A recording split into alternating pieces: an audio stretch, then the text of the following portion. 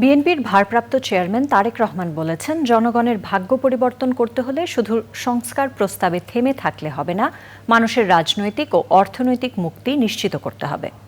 সিরাজগঞ্জ জেলা বিএনপির স্মরণ সভায় লন্ডন থেকে ভিডিও কনফারেন্সে যুক্ত হয়ে তিনি আরও বলেন, দেশে জবাবদিহিমূলক সরকার প্রতিষ্ঠাই বিএনপির বড় লক্ষ্য।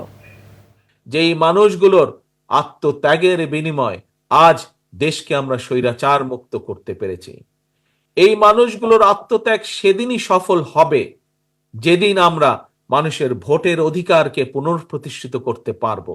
এবং শুধু তাই নয়, এই মানুষগুলোর আত্মত্যাগ পরিপূর্ণভাবে সেদিনই 100% সফল হবে যেদিন আমরা বাংলাদেশের মানুষের রাজনৈতিক অধিকার পুনঃপ্রতিষ্ঠার পাশাপাশি আমরা বাংলাদেশের মানুষের অর্থনৈতিক মুক্তিও অর্জন করতে সক্ষম হব।